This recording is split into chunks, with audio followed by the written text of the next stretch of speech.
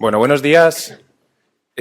Muchísimas gracias a todas y todos por estar aquí. Muchas gracias a Gaby y Cristina por prestarse a todo esto y por contribuir a organizarlo y sobre todo por trabajar los textos con el alumnado y, no sé, animarse a esta experiencia que es un poco peculiar quizá.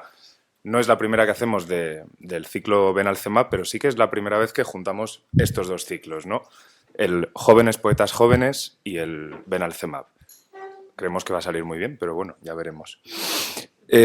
Muchísimas gracias también a Adriana por su colaboración con la organización del ciclo, que organizamos a medias, pero también por preparar este diálogo, y muchísimas gracias a Rocío por estar aquí, por haber dormido 3 horas o 4 esta noche, haber cogido un avión, haberse pegado el madrugón y estar aquí ahora fresquísima, lechuga como una fresca. Bien, yo voy a hablar muy poco, más bien estoy aquí pues eso, para darles paso, para luego daros paso a los que queráis hablar. Es la idea, desde luego estáis aquí para escuchar, pero estáis aquí también para preguntar, para comentar cosas sobre los poemas. Primero vamos a hacer una pequeña charla, ¿no?, que hará Rocío, y luego ya abriremos paso a lo demás. Así que, una vez más, muchas gracias. Y gracias a la librería 80 Mundos por traer los libros de Rocío. Y con eso yo creo que comenzamos. Adriana, cuando quieras. Muchas gracias, Ferran, y muchas gracias también a todas y a todos del Instituto Yoisa, a los profes, que me parece una idea estupenda mezclar este ciclo de jóvenes poetas jóvenes con alumnado de secundaria, de bachillerato. El ciclo se llama así, el de jóvenes poetas jóvenes, que quizás parece un poco redundante, porque hay una tendencia, no sé si vosotros quizás o vosotras lo sabéis, pero hay una tendencia como a llamar poeta joven a gente que tiene quizás hasta 40 años. Entonces aquí nuestra idea era traer a poetas que realmente encajasen en esa etiqueta de jóvenes poetas. Entonces, menores de 30 como máximo. Por eso traemos a Rocío, que es una poeta estupendísima, hace otras 1000 cosas, como vamos a ver. No sé si es la primera vez que estáis en la universidad, pero bueno, si lo estáis, es un espacio chulo, es un espacio que sirve para muchas más cosas que estudiar. Tenemos estas charlas, hay cursos, son espacios estupendos para pasearse y sobre todo estamos aquí en la biblioteca de Mario Benedetti, que es un poeta uruguayo que, bueno, luego si no lo conocéis, le preguntéis a vuestros profesores y si no os saben explicar, pues ya los habéis pillado. Pero es un grandísimo poeta que donó toda su biblioteca del exilio. Él se exilió de Uruguay por la dictadura. Entonces, en esa travesía que hizo entre América Latina y Europa, él fue construyendo su propia biblioteca y llegado un momento decidió donarla a nuestra universidad. Entonces, es una joya que tenemos aquí, que no todo el mundo tiene. Es uno de los grandes poetas latinoamericanos, uno de los grandes poetas en español en general. Entonces estamos en un espacio muy privilegiado, rodeado de sus libros, donde están anotaciones, dedicatorias, cuartillas que él escribía, cartas, o sea, se encuentra como la vida personal del autor se encuentra dentro de esos libros.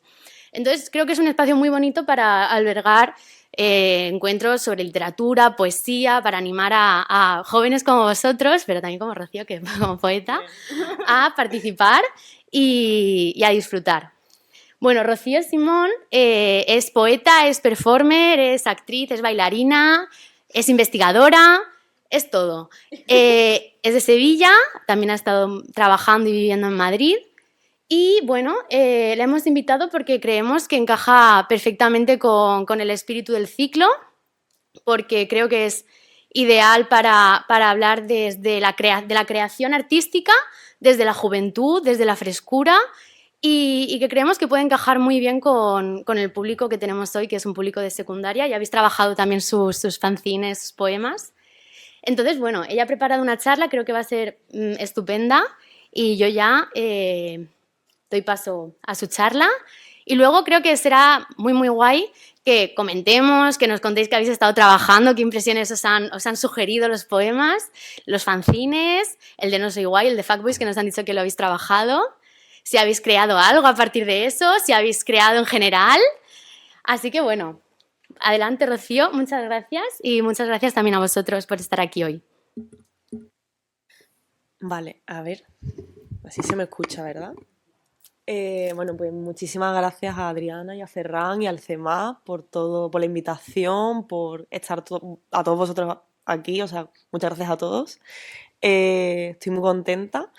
Em, y nada, o sea, yo voy a hablar, claro, a mí me dijeron, ven a hablar de tu poesía, pero luego también puedes hablar de lo que quieras. Y dije, pues voy a hablar un poco de todas las cosas que hago, ¿no?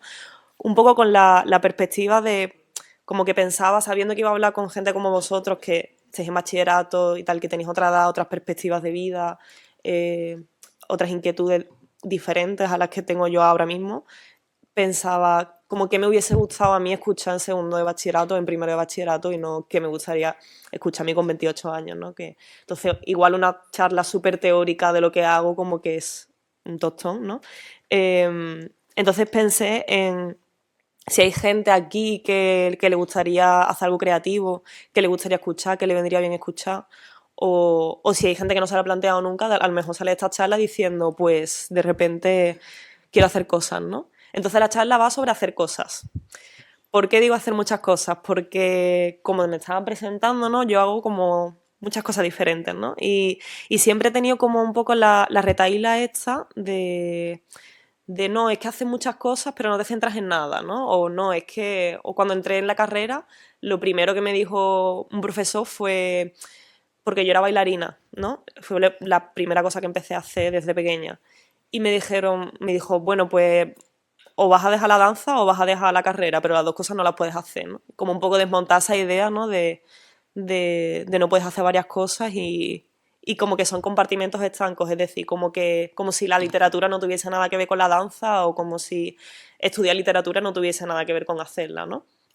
Entonces, bueno, lo que he planteado para vosotros, para intentar que sea un poco ameno, es como hablar de muchas cosas que he hecho a lo largo de mi vida y para intentar trazar como ciertas cosas que me han interesado a mí, cómo las he hecho, por qué las he hecho así. Voy a hablar también de los fanzines porque me dijeron que los habíais trabajado, lo cual me sorprendió mogollón, porque eso lo hice hace unos años, eso está ahí. Yo ni me acordaba de que eso estaba online y dije, lo que han leído, madre mía. Pero me sorprendió un montón y de verdad que muchísimas gracias por el interés y todo, de verdad. Entonces, bueno, voy a empezar por algo que a mí me hace personalmente gracia, que son los dibujos que hacía cuando era pequeña, ¿no? Entonces, claro, realmente como que yo desde pequeña tengo como, sí, son horribles, ¿no? O sea, los he puesto por eso, en plan, son muy feos, ¿no? Entonces, como que, ¿por qué pongo esto, no? Porque hay como una semilla, ¿no? Como desde el principio de tengo ganas de hacer cosas, ¿no? Y voy a hacerlas y desde aquí se puede llegar como a muchos otros lugares, ¿no? O sea, nadie que sabe dibujar empieza dibujando bien, empieza haciendo este tipo de dibujos, ¿no? Y luego, como que hay este tipo de cosas que me parecían curiosas revisando el archivo que tenía, que son como este texto, ¿no? Informe de visita de belenes. Estoy esperando el autobús con el que iré a ver los belenes. Parece llegar tarde. Estoy en el autobús. Y no hay nada más registrado, ¿no? Y como que yo vi esto y pensé, mis primeros diarios, ¿no? Como mis primeros registros de cuando era pequeña, que a lo mejor tenía ahí 6 años, 7. Bueno, tengo muy buena letra, igual tenía un poquito más. Como la primera necesidad de registrar algo que te pasa en la vida, ¿no? Que es algo que luego se ve muy bien en los fanzines, ¿no? Que estoy trabajando como con elementos autobiográficos, ¿no? Entonces me parecía como gracioso, ¿no? Trazar un poco esta cosa. Luego encontré estos textos que son increíbles también y os los quería enseñar.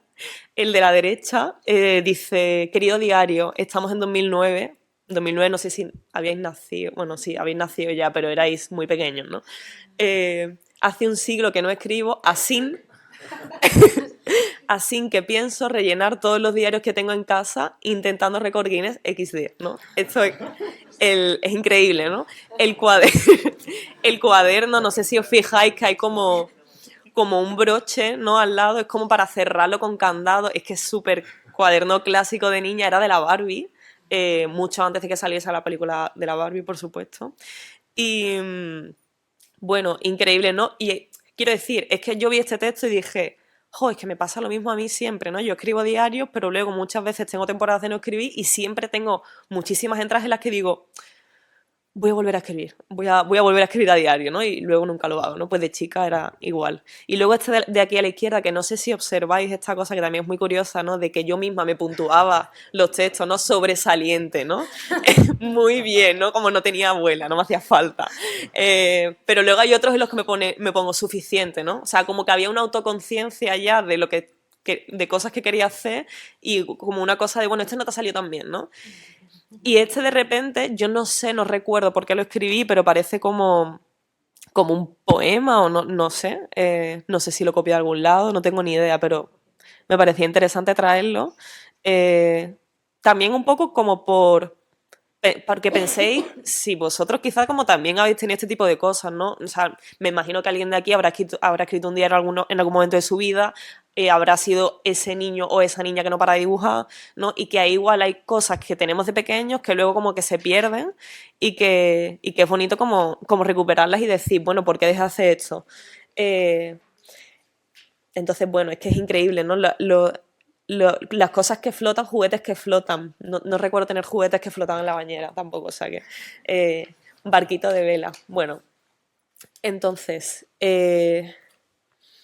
Voy a pasar ya a los fanzines. Que si os fijáis, bueno, como que un elemento que también está presente en los fanzines, sobre todo en el de No Soy Guay, es el tema de los dibujos, ¿no? Que es como curioso, ¿no? De repente yo dibujaba muchísimo de pequeña, luego llega un momento en el que empiezo a bailar y ya no me interesa, bueno, no me interesa tanto, ¿no? Sino que no tengo el tiempo para dedicarle a dibujar, pero cuando me mudo a Madrid, que es cuando empiezo a hacer fanzines y tal, claro, me mudo a una ciudad nueva, no tengo amigos y digo, bueno, pues todo el tiempo que tengo, ahora que no tengo tantos amigos, lo voy a dedicar a dibujar. Entonces, claro, me hacía una cantidad de dibujos, claro, no tenía vida social prácticamente. Y de ahí sale este primer fanzine, que habla también precisamente de esa experiencia de llegar a una ciudad nueva y sentir como que tú pertenecías a un sitio, de algún modo, y de repente dejas de pertenecer, ¿no? Y hay aquí como tres ideas que ahora haciendo retrospectiva, o sea, echando la vista, o sea, dirigiendo la vista hacia atrás, como que pienso que creo que quizás tres cosas que son características de los fanzines que hago, no solo del de No Soy Guay y del de Fuckboy, sino otro que os voy a enseñar un poquito que se llama Transatlántico.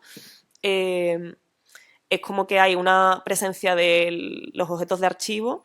Cuando hablo de archivo me refiero a una carta que escribí cuando tenía tantos años, que le escribía tal y la tengo guardada en una caja, o ese dibujo que hice, que tal, o una foto del año 2011 que me hice con mi amiga no sé cuánto y cómo trabajar con esos materiales, ¿no? Y creo que eso, o sea, no solo me interesa a mí, sino que creo que es algo que os puede interesar a vosotros también, trabajar con materiales. Porque aparte de que es mucho más fácil trabajar con materiales porque no tienes una página en blanco, que es como un abismo muchas veces, como que creo que es más fácil a veces cuando estás empezando como conectar con la memoria sentimental que tienen los objetos, ¿no? Entonces estoy segura de que todo el mundo tenéis como objetos que guardáis y no sabéis ni por qué guardáis, ¿no? Como yo guardo esos textos y esos dibujos, ¿no? También la idea de autoficción como que también me interesaba cuando empecé a hacer estos fanzines y cuando empecé a escribir sobre todo, que es un poco como, para que me entendáis, es un poco la mezcla entre hacer textos ficcionales y textos autobiográficos. Es muy, o sea, si me viene un teórico de autoficción, igual me cruje, pero como para que nos entendamos, es una cosa un poco así.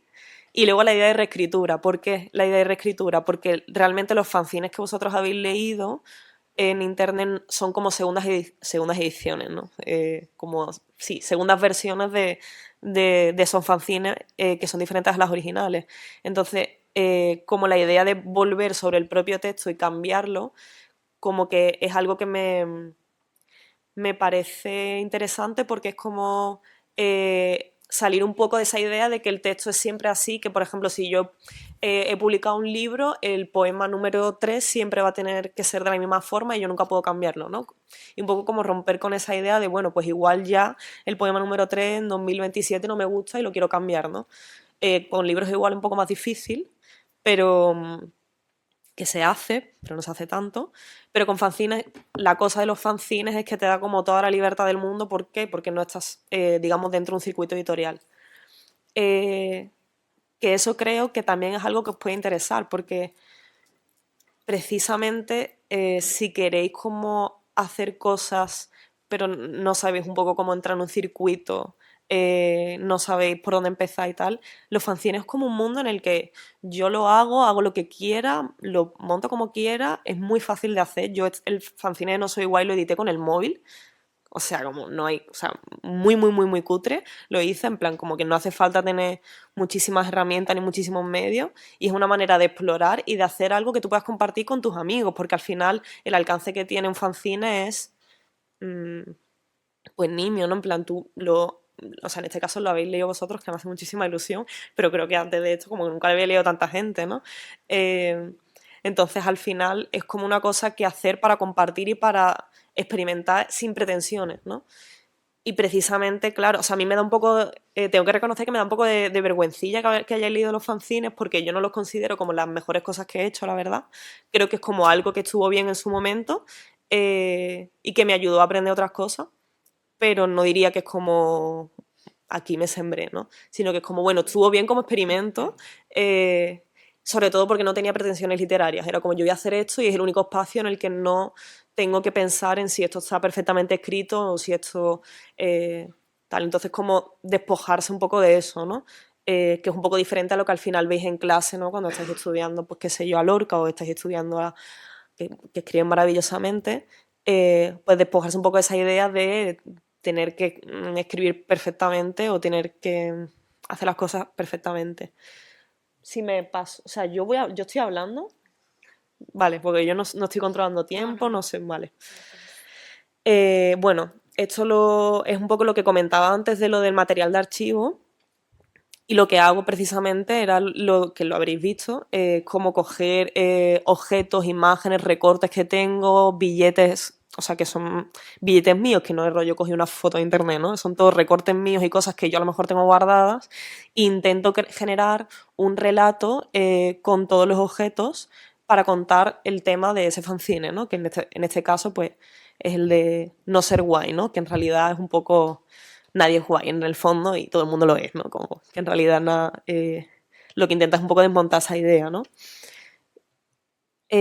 Había un texto justo en el de No Soy Guay que tenía que ver con esa idea de reescritura, que lo he reescrito también para la charla de hoy, para seguir jugando con eso, perdón.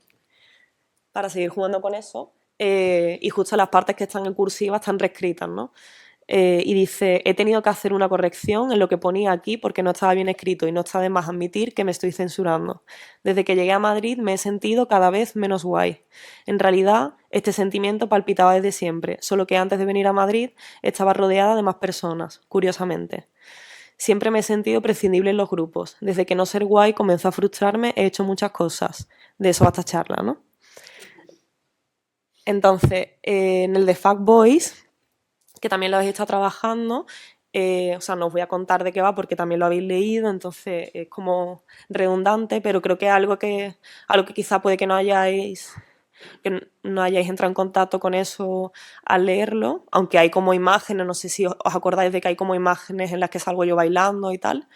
La idea de este fanzine era plantear que el fanzine era una composición textual y visual, pero también tenía una correspondencia luego escénica. Entonces yo monté una pieza de danza en la que esto que está en las fotos también sucedía, ¿no? Yo también me pintaba los labios en mitad de la pieza y tal, de tal forma, y lo moví por festivales de fanzines, porque hay, si no lo sabéis, que igual os puede interesar, de hecho creo que en Alicante hay uno, pero no estoy segura. Hay festivales de fanzines en los que tú puedes hacer tu fanzine, lo mandas, te ponen un puesto, lo vendes, conoces a gente y hay conciertos, hay charlas, hay cosas, ¿no? Y suele ser como en espacios autogestionados. Y allí pues yo presenté como una pieza de danza que también se llamaba Fuckboys, que lo que venía a hacer era dialogar con ese universo que yo generaba en el fanzine. ¿Por qué me interesa contaros esto? Porque al final creo que tenemos como esta idea, sobre todo en estas edades, de yo hago poesía o yo hago danza o yo hago tal, y es como realmente hay un abanico de cosas que se pueden mezclar y como que la interdisciplinariedad es una cosa y es útil, ¿no? Es una herramienta que muchas veces es interesante y que ahora mismo creo que mucha gente está empezando como a tirar por ahí, también porque el mundo del arte es tan precario que tienes que saber hacer de todo, por otra parte, pero que es interesante, ¿no? Como en pensar en la idea de la hibridez, ¿no? De la mezcla. Bueno, estas son más imágenes del fanzine, que también las traía a colación por bueno, por el tema de los autorretratos, que también me dio por el tema de los autorretratos, que luego iré a eso. Y os traía también esta imagen del fanzine transatlántico, que también está online, por si en algún momento lo queréis ver. Este es el que a mí personalmente me gusta más, que lo hice justo al salir de la pandemia y habla precisamente pues, de distancias virtuales, de distancias físicas, de la idea de fanzines en general. Hablo de hecho de No soy igual al principio. Y trabajo mucho, de nuevo con archivo, en este caso virtual, son fotos que tengo en el ordenador. Y también trato mucho una cosa que, si os fijáis, está como desde el principio, que es con la idea de intimidad, ¿no? Con la idea de cosas autobiográficas, cosas que hacer públicas, cosas que normalmente no son públicas, ¿no? Vale. Ahora vamos al libro. Entonces, pongo aquí este autorretrato porque me parece como me parece una buena forma de hacer puente entre una cosa, o sea, entre lo que estábamos viendo antes de los fanzines y otra. Ya en Contra el Verano yo no hablo de autoficción exactamente, hay mucha gente que lee el libro en clave de autoficción. Si me ponen frente a un tribunal y me preguntan si hay cosas que son verdad en el libro, tendría que decir que sí, pero no voy a mentir. Pero no escribí ese libro pensando en que la gente lo lea en clave autobiográfica, ¿no? Sino que escribí ese libro como un libro de ficción y la gente que lo quiera interpretar, que lo interprete como quiera, y la gente que me conozca, pues, interpretará otras cosas, ¿no? Y justo esta foto, que es como esa cosa autobiográfica, me parecía también como curiosa porque, si os fijáis, justo abajo, en la pila de libros que hay un libro que está en azul, que no se aprecia el título, pero se llama Las ninfas de Francisco Umbral. No sé si lo conoceréis, pero me interesaba este libro porque os quería leer un fragmento de este libro, que era un poco el que me dio la idea de Contra el Verano. ¿Vale? La habitación tenía una atmósfera azul, en todo caso, pero bien sabíamos que el revés de aquel azul era un sepia quemado, un sepia de recuerdo, magnesio y olvido. Digamos que la voluntad de la habitación era azul, que la habitación tenía una voluntad de azul, o una voluntad azul, más sencillamente. Pero de vez en cuando quedaba traicionada por el sepia. Le salían del fondo de los armarios y de los cajones y de debajo de las mesas y de las alfombras, como una mujer que se viste de azul y de pronto sonríe y le vemos un diente de metal. El azul era nuestra fe en la vida y el sepia era la verdad de la vida, el color triste y antiguo, creo que hay una errata ahí, que se iría comiendo los azules.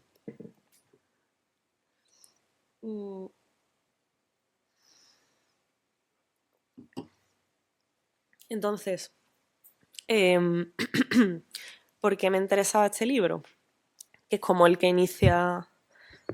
Vale, perdón. Que es como el que inicia todo el Contra el Verano. Porque en este libro va sobre un poeta, bueno, un adolescente que quiere ser poeta, precisamente, es como, ¿no? Perfecto, ¿no? Espero que todos vosotros, ¿no? Me encantaría que fuese todos vosotros. Y como que habla, ¿no? Como de que la adolescencia tiene esta cosa de que todavía tienes como toda la vida por delante y hay una parte en la que tienes el azul, ¿no? Como que es nuestra fe en la vida, y el sepia es la verdad de la vida, ¿no? Como que estás siempre jugando con esos contrastes, ¿no? Entonces como que ese adolescente que quiere ser poeta es ese adolescente que es idealista, ¿no? Que cree que puede ser el mejor poeta de su generación, ¿no? Que todavía cree que puede llegar a lo más alto, que puede hacerlo todo, pero luego se encuentra con que la verdad es que sigue siendo un adolescente o la realidad es que hay muchas otras cosas, ¿no? Por en medio. Y todo esto sigue como una... Viene todo de una frase que es el que da cita a ese libro, que es una frase de Baudelaire, que no sé si lo habéis estudiado en literatura universal, todavía no lo habéis estudiado. Vale. Que es hay que ser sublime sin interrupción. Esa es la frase de Baudelaire. Y luego en el libro de Umbral dice, ni siquiera él era sublime sin interrupción. Y refiriéndose al adolescente. Entonces es como esta idea de ese adolescente que quiere ser poeta, es como si quisiera prácticamente ser como un ser perfecto, ¿no? Lo cual es imposible, es muy idealista. Y entonces yo retomo un poco esa idea de ni siquiera él era sublime sin interrupción, como para hablar de la elegancia, de la perfección, de la imagen como algo sólido que no se altera, que es como etéreo prácticamente, como muy elevado. Y trabajo con la imagen poética a lo largo del libro. ¿A qué me refiero cuando digo la imagen poética? Me refiero a que cada poema de Contra el Verano, en realidad, yo cuando lo escribí tenía como una imagen muy clara en la cabeza. O sea, como que prácticamente como describir fotos o describir cuadros o describir cosas, ¿no? Mientras que hay otro tipo de escrituras que funcionan de otro modo, ¿no? Los temas que abordaba, como he dicho, eran la elegancia, eran también la familia, el cuerpo y cómo se interrelacionaban esas tres cosas, ¿no? Una de las imágenes que tenía en la cabeza es este monumento que se llama Man Meets the Sea, el hombre conoce el mar, que aquí no se ve, pero básicamente son como estas esculturas enormes que están literalmente frente a la costa. Está en Dinamarca y justo el primer poema del libro, que si os parece bien lo voy a leer para que lo podáis escuchar mientras veis esto, me parece como un ejemplo muy claro del trabajo con la imagen. Man Meets the Sea. Un hombre diseña a otro hombre en 1995, financiado por otros hombres que desean multiplicarse. Durante un año acaricia sus manos para crearlas. Un hombre que debe desvestirse para conocer el mar invita a unos hombres desnudos a sentarse en la playa. Una mujer ciega camina en dirección contraria al agua, mientras un hombre de 9 metros toca el mar blanco. La mujer se tumba en el regazo de los hombres y conoce el mar, sin salir de la playa donde reposa su marido. 4 hombres recogen los cuerpos mojados sin vida. Su útero ya no sirve. Un hombre sagrado decide sentarse al lado de otros 4 hombres. Juntos forman un templo antiguo. Vale. Entonces, bueno, es como otra herramienta que me parece como interesante. ¿Todo bien? Es otra herramienta que me parece como interesante tener y también como que no solo para escribir, sino también para leer, ¿no? Como pensar en que si un poemario está escrito a través del uso de la imagen, como tratar de recrear esas imágenes en tu cabeza, ¿no? Y o sea, y también te ayuda a entender por qué, por ejemplo, este poemario es tan narrativo, ¿no? Porque no es nada fragmentario, no está jugando con la sintaxis, no está jugando con ser súper opaco o con, no sé, escribir de tal forma que nadie lo entienda, que está bien y es algo que también me gusta. Pero en este caso es como tiene sentido que sea narrativo porque estoy utilizando un lenguaje que es descriptivo. Y además toda la referencia, toda la inspiración, digamos, del libro son todo novelas, ¿no? Entonces, menos algún poemario o tal, pero como que mayormente son novelas, entonces sería como, podría ser, ¿no? Pero como es como evidente y coherente que el poemario luego tenga este estilo tan narrativo, que los versos sean generalmente más largos, aunque los poemas son cortos, que describan unas escenas casi como con personajes, ¿no? Y ahora voy a hacer un giro tremendo y voy a hablar de cosas más escénicas. No sé cómo voy de tiempo. Ah, voy bien, vale.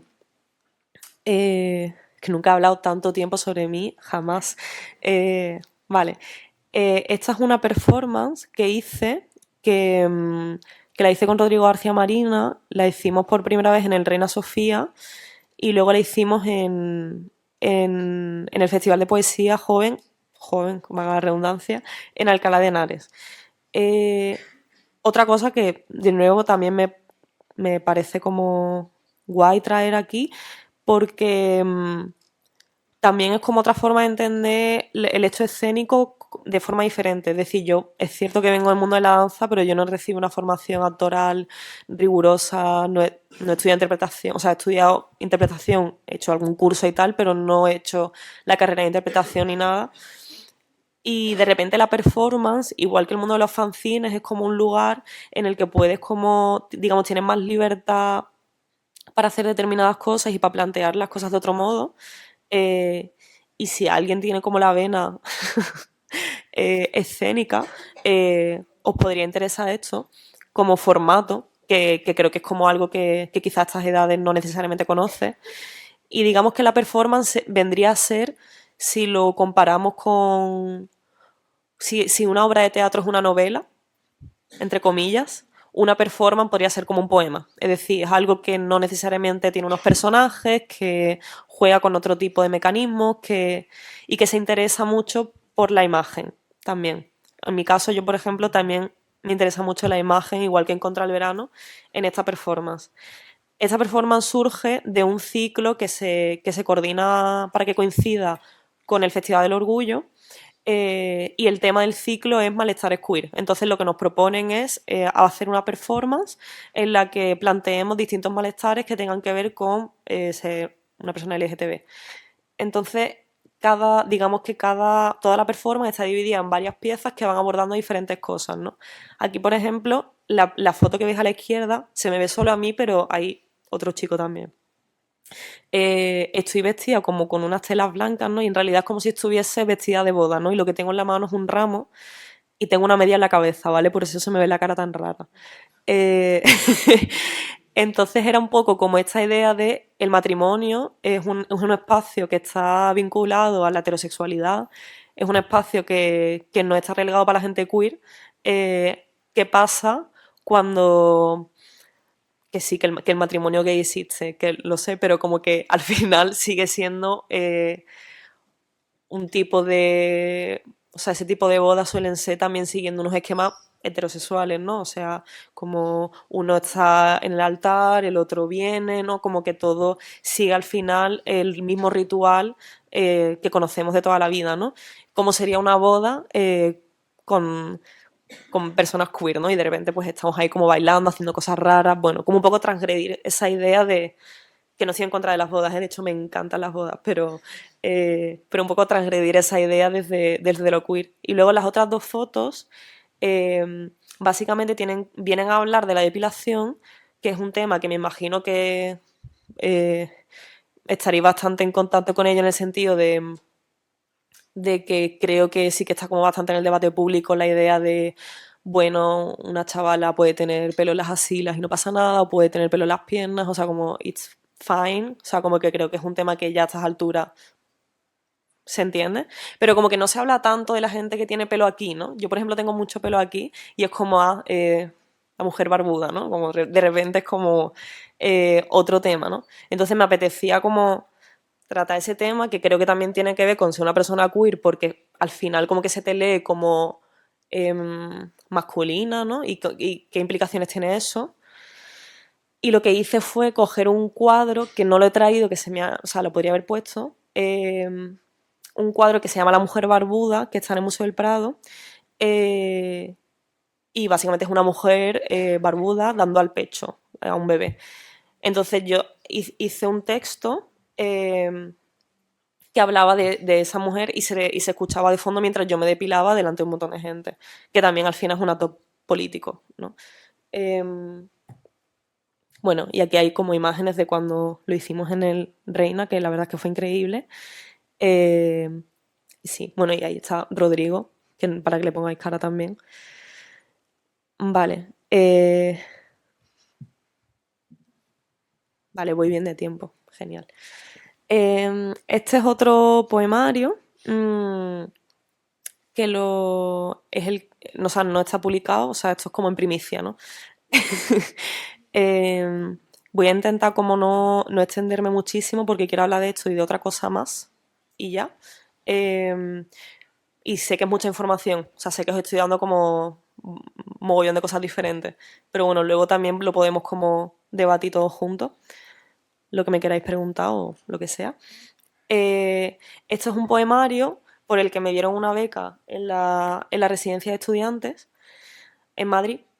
Y básicamente los temas que me interesaban a la hora de empezar el poemario, que llevo, o sea, todavía no lo voy a sacar, o sea, como que me está llevando como un tiempo, eran el amor, la espera y el género epistolar, es decir, las cartas, que es algo que lo he mencionado varias veces, ¿no? Como los diarios, las cartas, el intimismo y tal.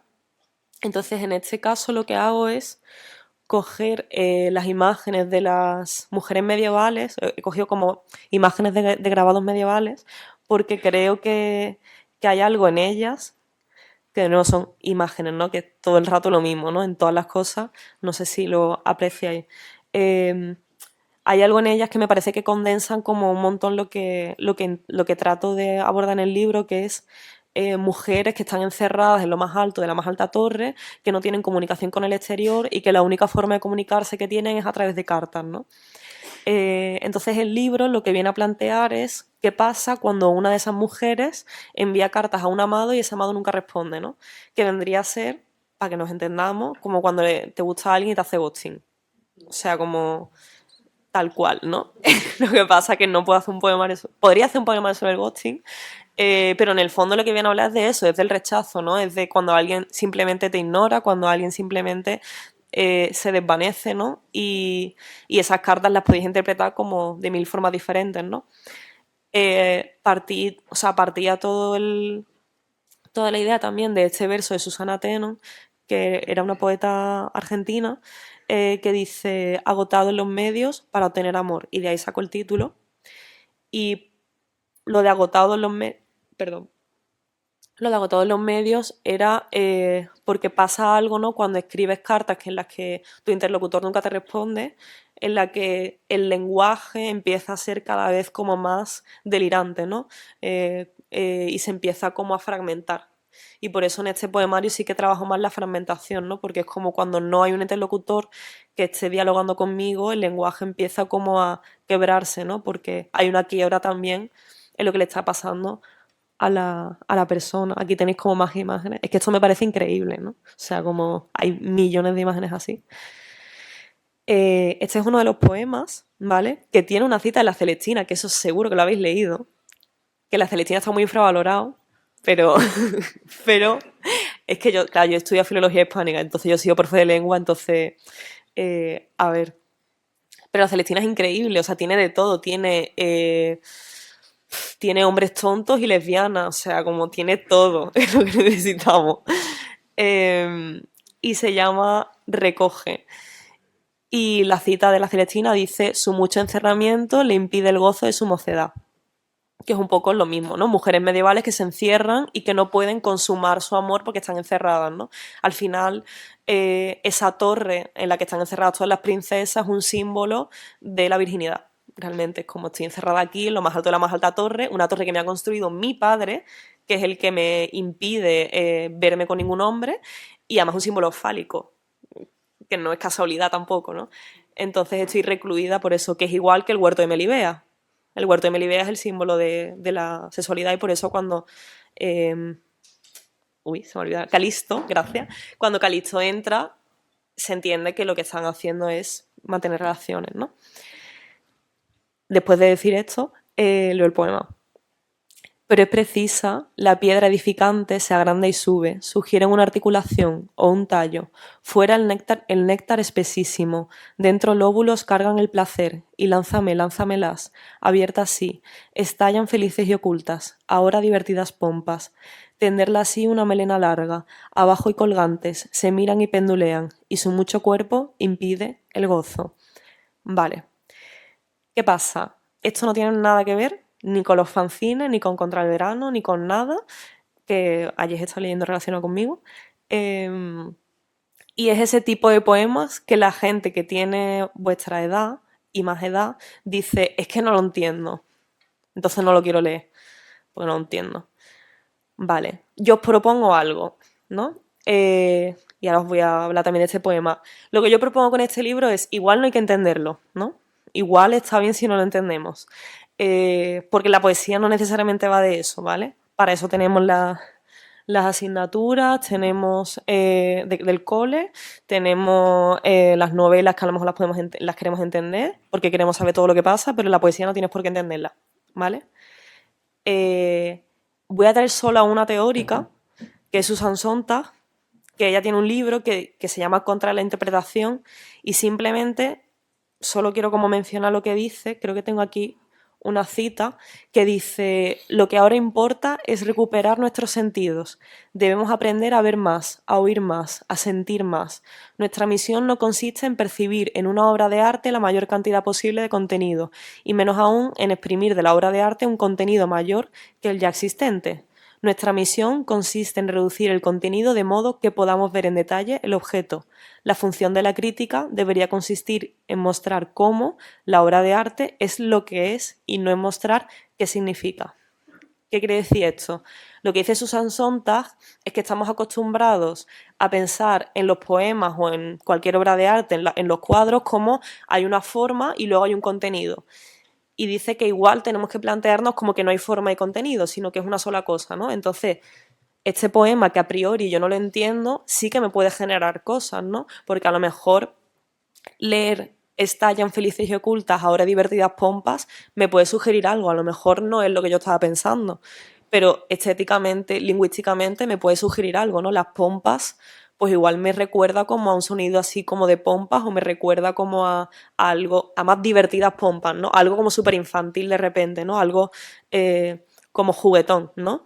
Lo puedo interpretar como quiera, no tengo por qué descifrar qué me está queriendo decir el autor, porque el autor al final es el que menos importa. O sea, como podéis interpretarlo como queráis. Entonces, lo digo porque creo que hay como a veces esta barrera de no quiero leer poesía porque no la entiendo. Yo me leí Poeta en Nueva York con vuestra edad y no entendí nada. y me lo pasé muy bien. Poeta en Nueva York, un libro de Federico García Lorca, ¿no?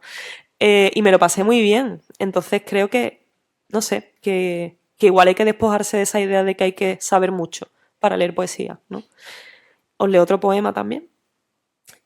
Agotada toda posibilidad, pienso, paso las páginas deprisa, solo quiero, Naya, de eso es, tu boca sangrando, abandonar toda complicidad, urgencia, todo arrojo, y encerrarme y hablar sola y tragarme toda palabra yo, toda yo cabeza deseada, escribirlo todo y sentarse y cruzar los brazos, esperar, abrazar el agua. Ya sabes, Naya, de tu lengua fisurada, leer en silencio los secretos de la grieta.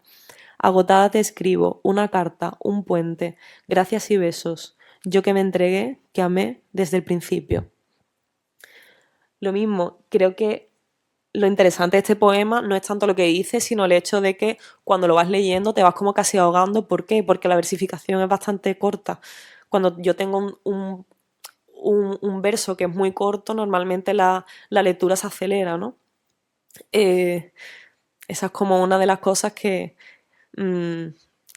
muchas veces no digo todos los profesores, pero muchas veces no te explican los profesores por qué hay distintos tipos de métrica, ¿no? ¿Por qué tengo estos sílabos en decasílabos y tal? Porque cada verso, aparte de que está vinculado a una tradición poética, sugiere una cosa diferente, ¿no? No es lo mismo escuchar versos de 5... No voy a hablar mucho de métrica, ¿eh? No os asustéis. Pero no es lo mismo escuchar versos de una palabra con 2 sílabas, como pienso, a escuchar un endecasílabo. Es que el ritmo que tú escuchas es diferente, ¿no? Y lo que te sugiere ese ritmo también, ¿no? Yo aquí tampoco es que esté contando sílabas, ¿eh? O sea, no es lo que hago, pero podría hacerlo, pero no es lo que hago. Pero bueno, que es otra forma de acercarse a lo que te está contando el poema, que no es necesariamente de interpretar un significado, ¿no? Esto ya lo habíamos visto. Me voy a saltar esto porque no me quiero enrollar mucho. Y esta es una cita también de Sontag que dice: en lugar de una hermenéutica necesitamos una erótica del arte, que viene a decir lo mismo, que de ahí viene un poco el microtítulo de esta parte, que hermenéutica tiene que ver con las relaciones que hacemos entre las cosas, entre los conceptos, ¿no? Entonces, en lugar de interpretar, queremos sentir lo que pasa, ¿no?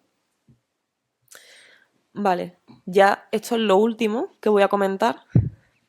Tengo una compañía de danza y teatro y hemos hecho 2 piezas.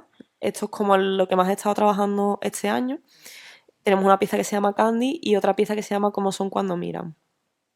Y además es que hace como un círculo perfecto con lo que he empezado hablando en la charla, porque tengo esta es la de Cómo son cuando miran, que va sobre qué implica ser bailarina, ¿no? Yo hablaba al principio de que empecé a bailar cuando era pequeña y tal, y como que de repente hemos llegado aquí.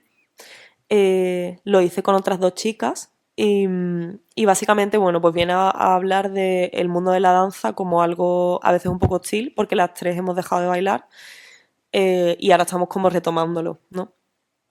Y bueno, estas fotos la verdad es que son muy bonitas y también os las quería enseñar.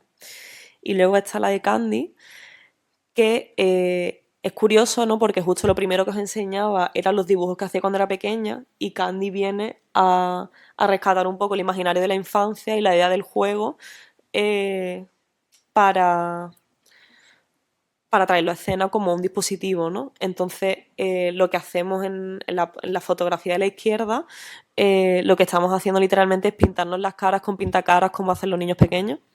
Y en la fotografía de la derecha yo estoy jugando a un solitario sobre, ¿sabéis estas mantas? Bueno, como una manta como con un montón de juguetes desplegables que suelen ser como para niños que todavía están gateando, ¿no? Y justo ahí al lado hay como un radiocassette, que no sé si lo veis en la foto de la derecha, ¿no? Ese radiocassette no es cualquier radiocassette, es un radiocassette que yo tengo desde que tenía a lo mejor 7 años, ¿no? Entonces, como que una cosa que nos interesó a Gorka y a mí era trabajar con objetos que tengan valor sentimental, ¿no? Un poco lo que hablaba al principio con la idea de archivo, y que estén vinculados a la infancia para tratar de generar qué infancias podríamos haber tenido y no tuvimos, ¿no? Y poder jugar cuando a lo mejor nadie quería jugar con nosotras, ¿no? Es un poco como esa idea de... yo, por ejemplo, en preescolar no tenía nadie con quien jugar, ¿no? Y a Gorka le pasaba un poco, no sé si en el colegio o en parvulitos, pero como esa idea de ahora me apropio de este espacio de la infancia, lo traigo a escena y juego delante de gente, ¿no? Y más cosas, pero esto es solo como una parte. Y nada, ya simplemente luego tengo como vídeos y tal de todas las cosas que os he hablado escénicas, que si hay tiempo y tal se pueden ver, y si no, pues nada, pero ya está, he hablado muchísimo. Muchísimas gracias por escucharme y ya está.